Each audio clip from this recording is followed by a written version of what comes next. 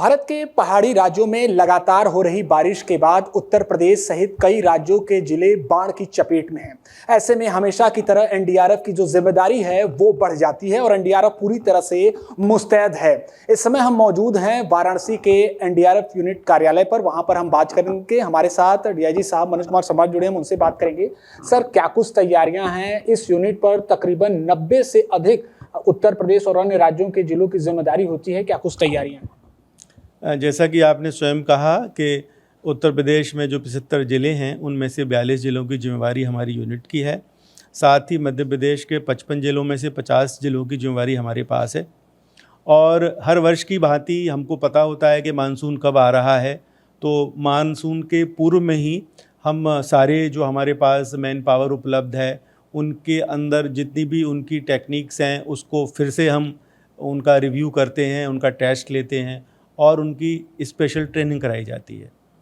उसके साथ में हमारे पास जो भी इक्विपमेंट उपलब्ध है, इस तरीके के जो बाढ़ राहत से संबंधित जितनी भी आपदाएं हैं उससे निपटने के लिए जो हमारे पास इक्विपमेंट होता है उनको भी हम सब तरीके से पूर्णतः तैयार करते हैं। कोई कमी पेशी होती है तो उनको पूरा रिपेयर करके और अप टू डेट 100% हम अपने इक्विपमेंट को तैयार रखते हैं। साथ ही हमारी नज़र होती है IMD के साथ, हमारी नज़र होती है इंडियन रिमोट सेंसिंग जो एजेंसीज़ हैं, इस तरीके की जो हमारी भारत सरकार की एजेंसियां हैं, जिससे कि हमको ये पता चले कि किन किन राज्यों में कितना बारिश हो रही है और जिन राज्यों में बारिश से और जिन देशों से बारिश में हमारे क्षेत्र में प्रभाव पड़ता है। जैसे नेपाल में बारिश होती है, फिर वहाँ के जलाशयों में पानी जब पूरा भर जाता है तो वो पानी को वहाँ से रिलीज़ करते हैं। तो नेपाल से जब पानी रिलीज़ करते हैं तो हमारी जो 2-3 मुख्य नदियां हैं जो नेपाल से जुड़ी हुई हैं, जिसमें नेपाल का पानी आता है, घाघरा, शारदा, राप्ती, गंडक और 2-3 छोटी छोटी और सहायक नदियां, ये बहुत भारी मात्रा में पानी लेकर हमारे क्षेत्र में आती हैं। उत्तर प्रदेश का जो तराई का क्षेत्र है और वहाँ जल प्लावन जैसी स्थिति उत्पन्न होती है। तो आजकल टेक्नोलॉजी की वजह से ये काफ़ी समय पूर्व पता चल जाता है कि ये पानी वहाँ से, हम उनके साथ हमारा कांटेक्ट भी है नेपाल राज्य के साथ। तो और सिंचाई विभाग उत्तर प्रदेश, राहत आयुक्त कार्यालय उत्तर प्रदेश, ये लोग भी संपर्क में हैं और हम सब एक सिनर्जी में एक साथ एक ही टीम के रूप में कार्य कर रहे हैं, जिससे कि सूचनाओं का आदान प्रदान समय बिना गवाए, हमारा एक ग्रुप भी है, व्हाट्सएप ग्रुप, जिसमें बिना किसी देरी के सारी सूचनाओं का आदान प्रदान होता है। और इस बार हर्ष का विषय है कि बहुत समय पहले ही टीमों का डिप्लॉयमेंट हो गया और अभी तक की जो सूचना हमें राहत आयुक्त कार्यालय उत्तर प्रदेश सरकार से मिली है कि इस बार की जो अभी मानसून का साथ जो बारिश आई और कई ज़िलों में आपने बाढ़ की स्थिति देखी, जैसे खीरी था, श्रावस्ती था, बलरामपुर, तो अभी तक कोई जनहानि नहीं हुई है। और उसका सबसे बड़ा कारण ये था कि समय पूर्व टीमें वहाँ चली गईं, NDRF, SDRF, PAC की, और वहाँ पर किसी भी विरोधी या किसी भी विकट स्थिति उत्पन्न होने से पहले ही हमने वहाँ कार्रवाइयाँ कर दी। और सर, वाराणसी की बात कर लें तो यहाँ पर यहाँ के लोगों को रेस्क्यू करना हो, राहत सामग्री पहुँचाना हो, तो हमने बीते वर्षों में देखा है कि पूरी तत्परता के साथ एनडीआरएफ जुटी रही। क्या इस बार भी ऐसी स्थिति कुछ लग रही है सर कि बाढ़ की चपेट में वाराणसी भी आ सकता है? क्योंकि गोरखपुर की स्थिति हम देख रहे हैं। वाराणसी में बाढ़ जब आती है तो उसके पीछे 2 मुख्य कारण होते हैं। एक तो गंगा नदी का बढ़ना और यमुना नदी का बढ़ना। गंगा नदी में गंगा का जलस्तर तब बढ़ता है या तो जब उत्तराखंड राज्य में भारी वर्षा हो, तब वहाँ का पानी यहाँ आता है।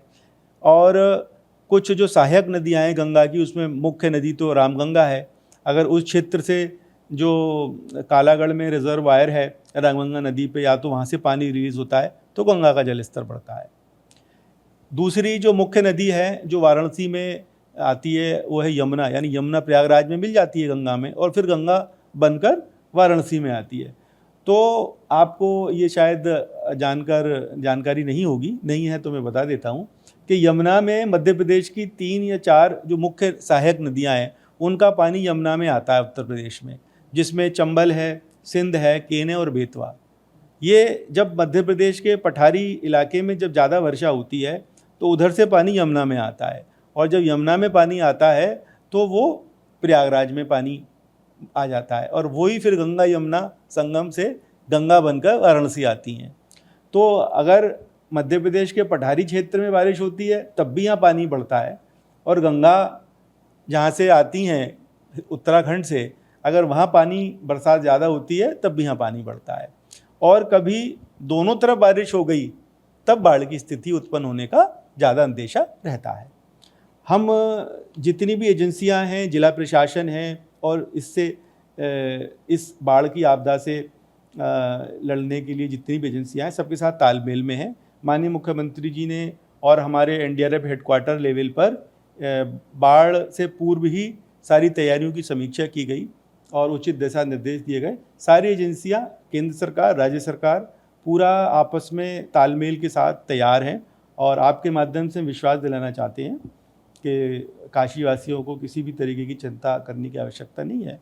जो भी कोई इस तरीके की स्थिति उत्पन्न होगी तो उससे निपटने के लिए हम पूर्णतः सक्षम हैं, और निश्चिंत रहें। बहुत शुक्रिया सर बातचीत के लिए। तो ऐसे में वाराणसी में गंगा का जो जलस्तर है वो फिलहाल स्थिर है, और देखना होगा कि आने वाले समय में क्या कुछ स्थिति होती है। एबीपी गंगा, खबर आपकी, जुबान आपकी।